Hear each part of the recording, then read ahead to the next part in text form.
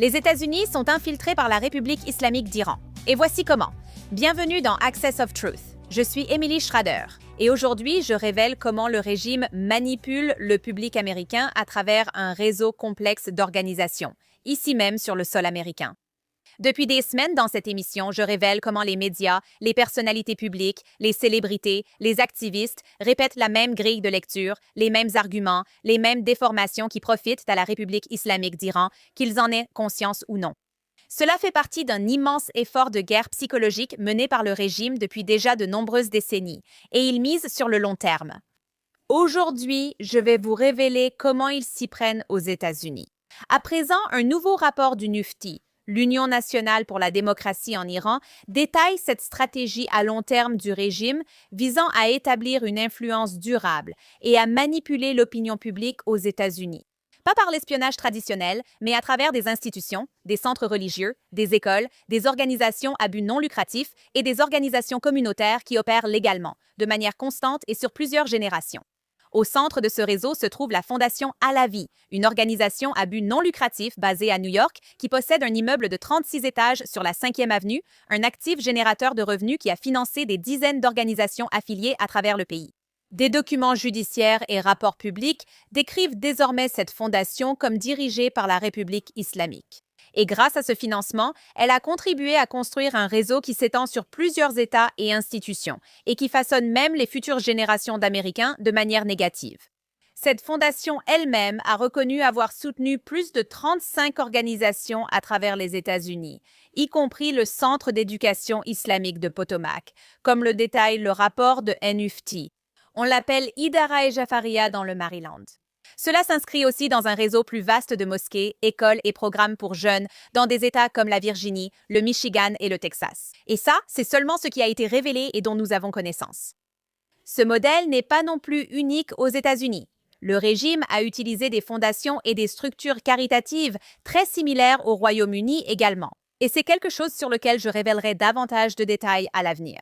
Mais ce que vous voyez ici, c'est une stratégie qui s'adapte à différents systèmes juridiques tout en gardant le même objectif. Exporter la révolution islamique de 1979 vers l'Occident, exporter le culte de la mort du communisme.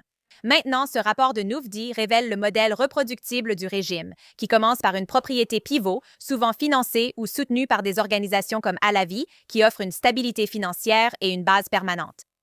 Installer une direction cléricale formée en Iran par le régime, qui fixe ensuite cette orientation idéologique. Et à partir de là, vous développez des écoles, des programmes pour la jeunesse et des organisations communautaires qui diffusent l'idéologie dans la vie quotidienne et auprès des prochaines générations en Occident.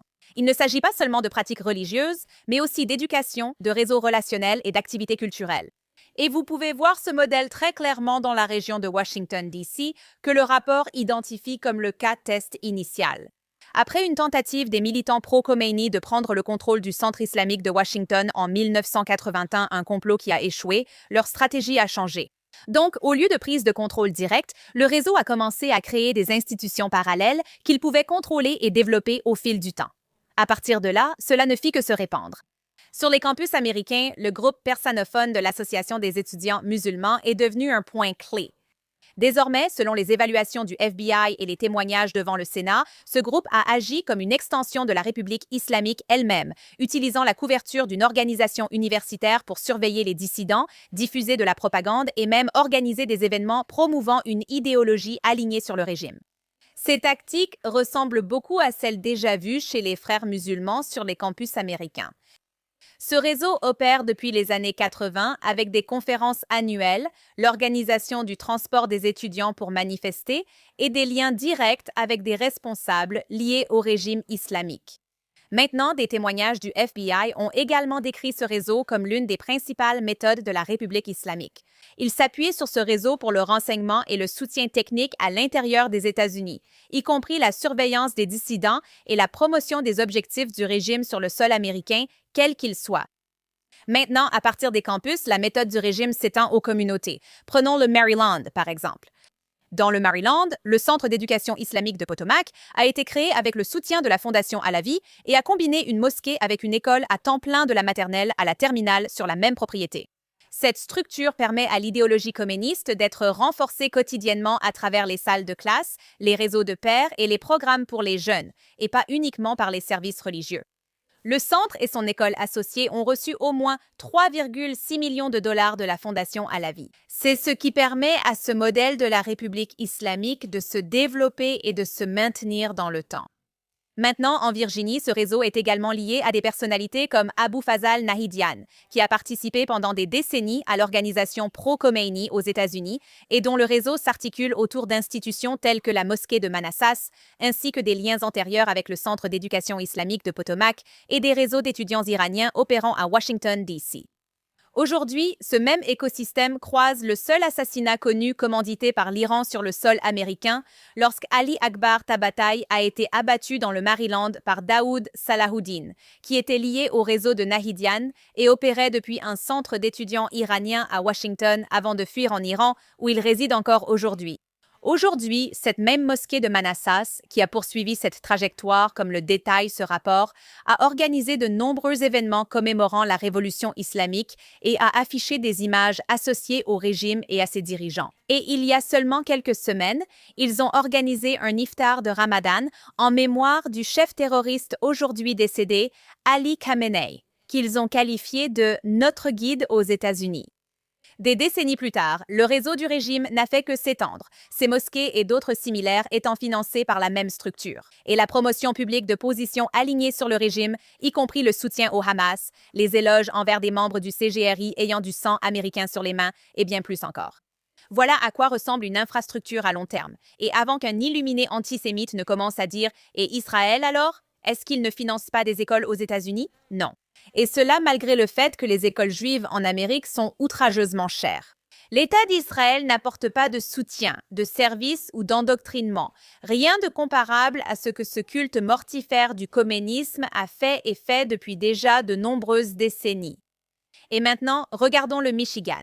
À Dearborn, environ 40% de la population est musulmane, et en fait, principalement chiite. Et il n'y a pas qu'une seule institution. Vous avez un écosystème dense de mosquées, d'écoles, de programmes pour les jeunes et d'initiatives médiatiques qui se renforcent mutuellement et, honnêtement, banalisent vraiment les discours antisémites, anti-américains et pro-terroristes dans la vie quotidienne.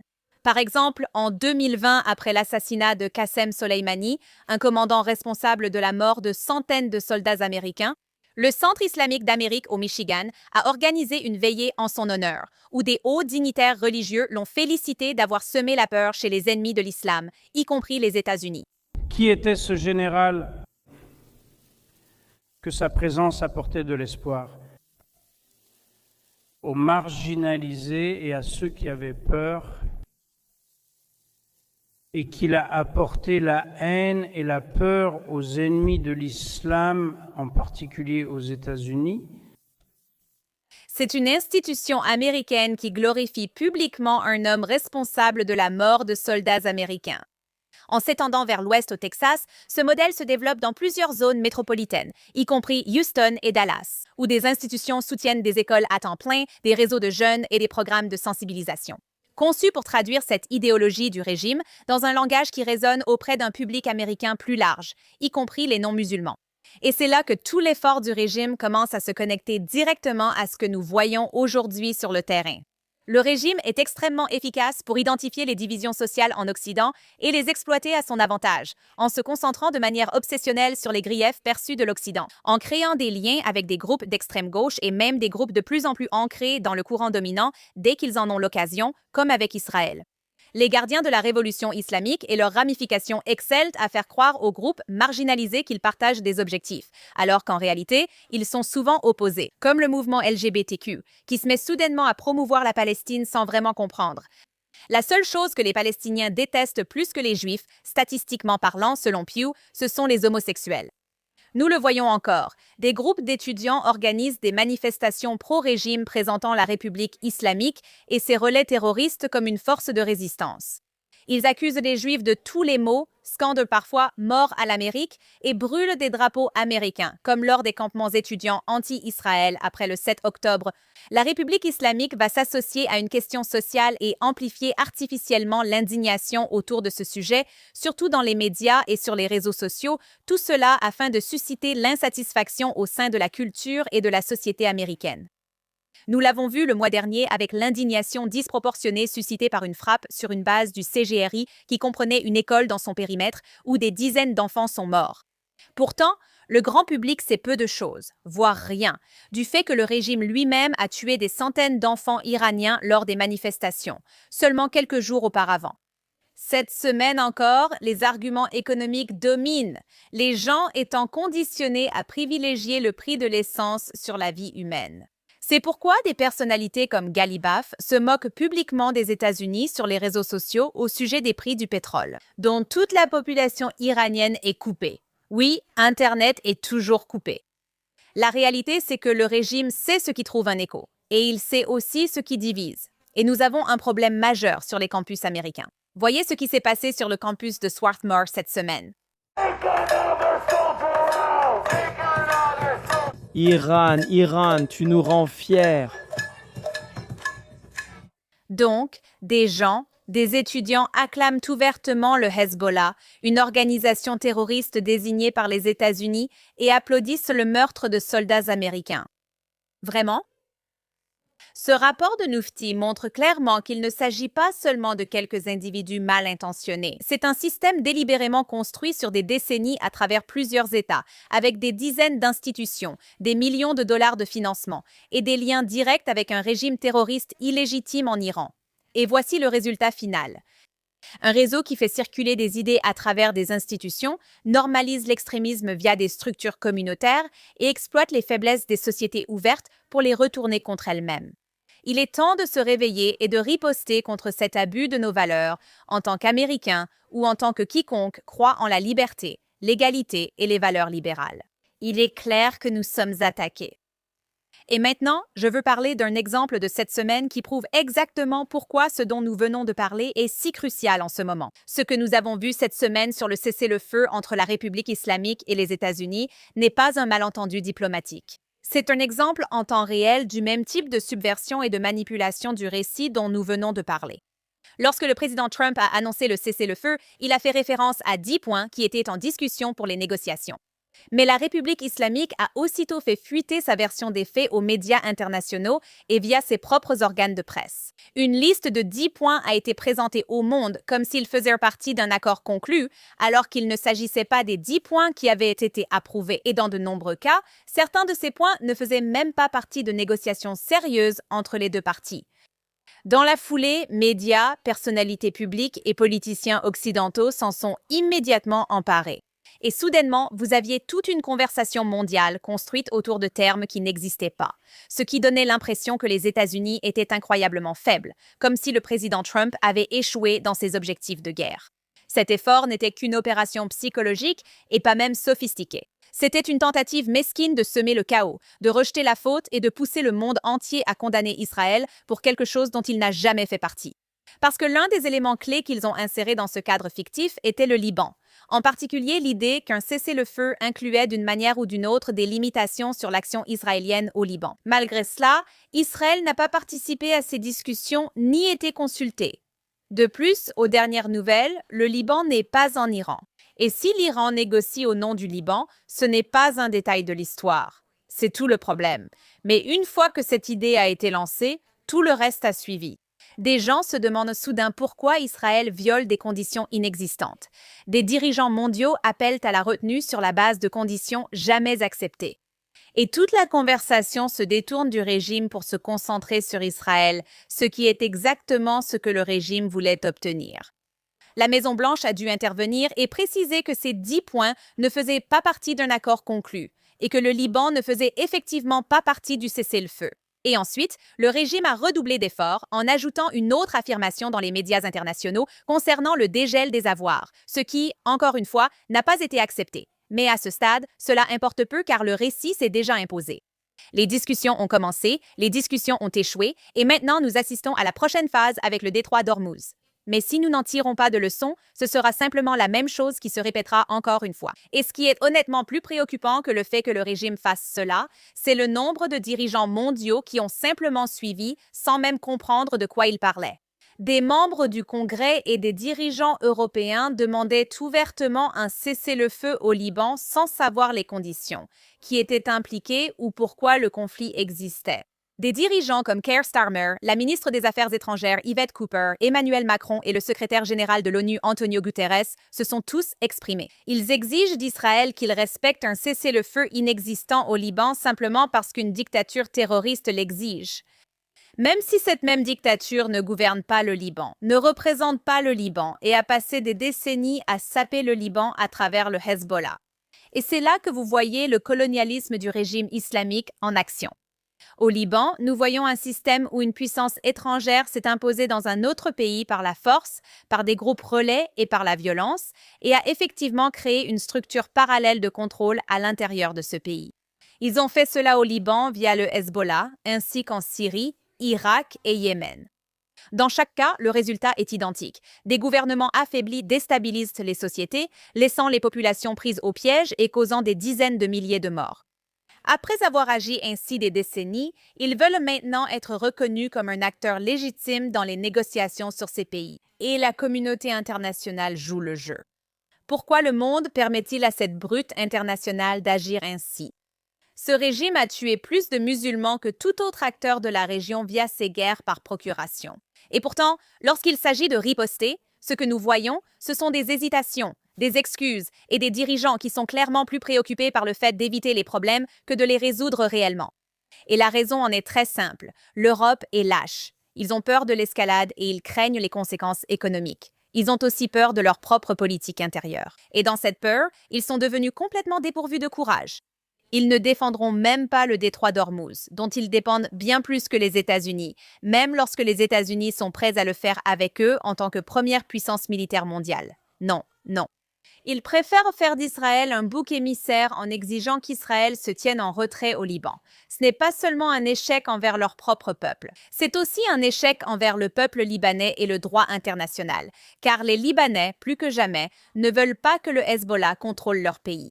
Nous l'avons vu cette semaine lorsque Israël a accepté des négociations directes et que le Hezbollah a répondu en menaçant le gouvernement et en créant tellement d'instabilité que le Liban a dû se retirer. Quand nous avons parlé de négociations, certains ont dit « Qu'est-ce que nous avons obtenu de la diplomatie ?» Je leur réponds « Qu'est-ce que nous avons obtenu de votre guerre ?»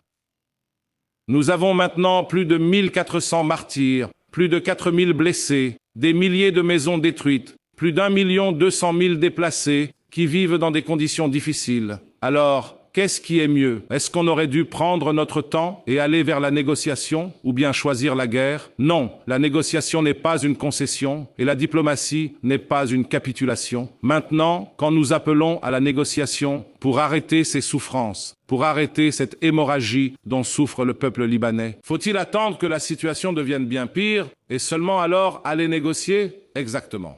Donc, le gouvernement libanais, qui est prêt à discuter avec Israël d'une solution diplomatique, est maintenant critiqué et menacé par le Hezbollah pour ne pas faire exactement cela. Ils font pression contre une paix potentielle, et c'est cela que la communauté internationale protège. Un groupe terroriste supplétif et intimidant qui sabote activement la démocratie et les efforts de paix.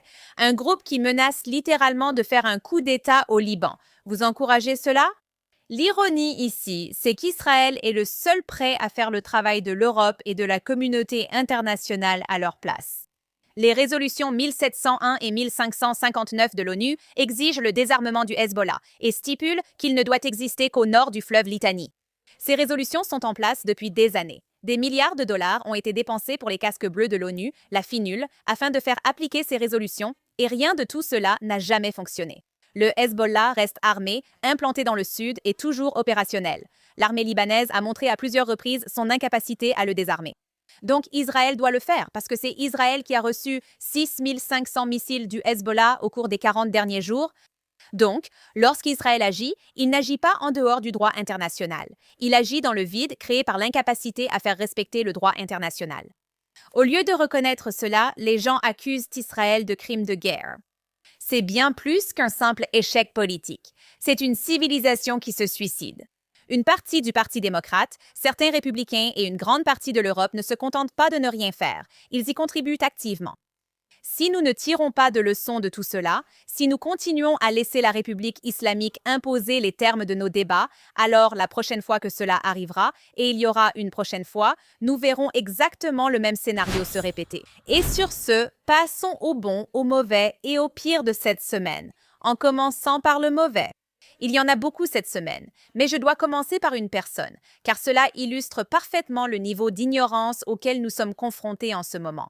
Cette semaine, j'ai fini par me disputer sur X avec Martina Navratilova, la joueuse de tennis, ce qui n'était vraiment pas prévu dans mes plans. Mais nous y voilà. Et ce qui était frappant, ce n'est pas seulement qu'elle a tort, c'est à quel point elle est sûre d'elle alors qu'elle parle d'un sujet qu'elle ne comprend manifestement pas. Parce qu'elle, comme tant d'autres cette semaine, répétait l'affirmation selon laquelle les frappes israéliennes au Liban étaient des crimes de guerre et que des centaines de civils avaient été tués, comme si c'était un fait établi. Sauf qu'au moment où ces affirmations étaient faites, il était impossible pour qui que ce soit, y compris elle, de savoir qui était un civil et qui ne l'était pas, car les chiffres provenant du Liban ne font pas la distinction entre combattants et civils. Mais ce que nous savons, c'est que sur environ 254 personnes tuées lors de ces frappes, Israël a confirmé que plus de 180 étaient des membres du Hezbollah. Et le Hezbollah lui-même publie sans arrêt des affiches de martyrs, ce qui signifie qu'on parle d'un ratio d'environ 70% de combattants dans une vague de frappes qu'Israël n'a pas déclenchée. Israël n'a pas commencé cette guerre. Ce n'est pas un crime de guerre. Mais voici le vrai problème pour des personnes comme Martina, qui n'est pas la seule. Les gens utilisent des termes comme crime de guerre en se basant sur des clips vidéo de 20 secondes montrant une sorte d'explosion sans avoir la moindre compréhension de ce qui fait réellement d'un acte un crime de guerre. Parce que vous ne savez pas qui était la cible. Vous ne savez pas quelles informations ont conduit à cette frappe. Vous ne savez pas quelles précautions ont été prises. Vous ne savez pas s'il y a eu un avertissement préalable. Vous ignorez si c'était un site à double usage ou un objectif strictement militaire. Et dans la plupart de ces cas, les personnes qui commentent ne savent même pas faire la différence entre une frappe légale et une frappe illégale, c'est-à-dire les principes de proportionnalité, de distinction et l'avantage militaire à obtenir en menant cette frappe. Et pourtant, des gens avancent des affirmations juridiques insensées avec une certitude absolue, comme une forme de narcissisme moral performatif. Et nous le savons parce que les mêmes personnes qui sont soudainement expertes en droit international sont restées complètement silencieuses face aux crimes de la République islamique contre son propre peuple. Des exécutions de masse au massacre d'enfants jusqu'à la tuerie de plus de 40 000 manifestants. Mais quand Israël agit contre une organisation terroriste, soudainement, tout le monde se prend pour un expert en droit. Et cela devrait vraiment vous dire tout ce que vous avez besoin de savoir. Il ne s'agit pas de droit ou de civil. Il s'agit de personnes qui veulent se sentir moralement supérieures sans vraiment faire l'effort de comprendre de quoi elles parlent. Ce faisant, elles ne font pas que désinformer les gens. Elles renforcent en réalité exactement les récits que la République islamique essaie de promouvoir. Donc non, Martina. Tu ne peux pas qualifier un acte de crime de guerre depuis ton téléphone après avoir vu un extrait sur les réseaux sociaux. Ce n'est pas comme ça. Reste au tennis. La propagande djihadiste ne te va pas du tout. Passons maintenant à la sale histoire de la semaine. Celle-ci est assez difficile à regarder, et c'est normal, car ce que nous venons de voir en Espagne n'est pas une manifestation quelconque ou un geste de mauvais goût. C'est quelque chose qui fait écho à une histoire très longue et très sombre. Cette semaine, lors d'une célébration de Pâques, une immense effigie du Premier ministre Netanyahou a été promenée dans les rues pendant cette fête de Pâques. Et ensuite, elle a été faite exploser devant une foule qui comprenait des familles et des enfants, avec des gens qui acclamaient pendant que cela se produisait. Et si vous pensez que cela ressemble étrangement à un théâtre d'exécution publique, vous ne rêvez pas, car en Espagne, ce genre de spectacle a une histoire. C'est un pays où, en 1391, des vagues de pogroms ont déferlé sur les communautés juives, avec des milliers de juifs assassinés dans les rues par des foules, pas discrètement, pas en cachette, mais publiquement et violemment. Un pays qui a ensuite créé l'Inquisition espagnole, où les Juifs et les convertis, les soi-disant conversos, étaient traqués, torturés et exécutés lors de cérémonies publiques où des gens étaient brûlés vifs devant la foule. C'est un pays qui, en 1492, a promulgué le décret de l'Alhambra, expulsant des dizaines de milliers de Juifs de leur foyer, les forçant à se convertir ou à partir sous la menace de mort. Et bien avant cette expulsion, beaucoup avaient déjà été forcés à se convertir par la violence, les massacres et la pression sociale, avec des communautés entières détruites. Alors, Quand vous voyez une foule se rassembler pendant une fête religieuse pour regarder une figure représentant le seul État juif au monde être publiquement détruite, cela ne sort pas de nulle part. Cela ressemble à quelque chose qui s'est déjà produit là-bas auparavant, et cela ne sort pas de nulle part aujourd'hui non plus. Parce que sous Pedro Sánchez, l'Espagne est entrée dans une nouvelle ère de haine des Juifs, où la rhétorique anti-israélienne a dégénéré en quelque chose de bien plus laid, où le ton du gouvernement, l'angle des médias et le discours public ont vraiment créé un environnement où ce genre de spectacle n'est pas seulement possible, mais accepté. Cela devrait inciter les gens à y prêter attention. Et maintenant, enfin, pour la bonne nouvelle de cette semaine, qui est en fait liée à ce dont je viens de parler, le gouvernement américain a finalement révoqué les cartes vertes de plusieurs ressortissants iraniens ayant des liens directs avec le régime islamique. Certains ont été arrêtés par des agents fédéraux et sont détenus par l'ICE en attente d'expulsion. Enfin, l'un d'entre eux est Saïd Issa Hachemi, qui vivait aux États-Unis avec sa femme et son enfant après avoir obtenu une carte verte grâce au programme de visa diversité. Hachemi est le fils de Massoumeh Ebtikar, mieux connu sous le nom de Mary la Criarde, qui était la porte-parole anglophone des étudiants iraniens ayant pris d'assaut l'ambassade américaine en 1979 et retenu 52 Américains en otage pendant 444 jours. Selon le département d'État, elle a aussi défendu les preneurs d'otages. Elle a activement contribué à la production de propagande, organisant des interviews où les otages américains étaient forcés d'affirmer qu'ils étaient bien traités, alors qu'en réalité, ils étaient détenus à l'isolement, les yeux bandés, affamés et soumis à des passages à tabac ainsi qu'à de fausses exécutions. Elle était désormais le visage de la crise, allant à la télévision internationale pour la défendre, la justifier et la présenter au monde sous un jour trompeur. Et son fils vit librement et légalement aux États-Unis depuis des années. L'enfant de l'une des figures de propagande les plus en vue d'une des attaques les plus traumatisantes contre les États-Unis dans l'histoire moderne, vivant ici aux États-Unis avec une carte verte.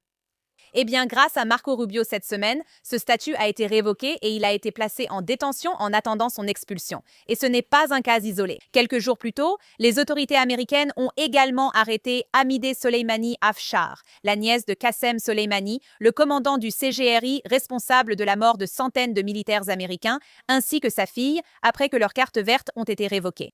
Elle vivait à Los Angeles dans le luxe, tout en soutenant ouvertement le régime et en louant les attaques contre les Américains alors qu'elle résidait aux États-Unis.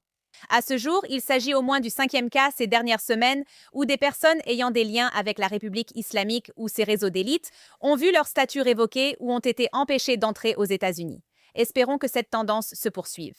Nous concluons cette semaine sur Access of Truth, mais revenons la semaine prochaine avec d'autres histoires sur la région et l'évolution de la guerre contre la République islamique.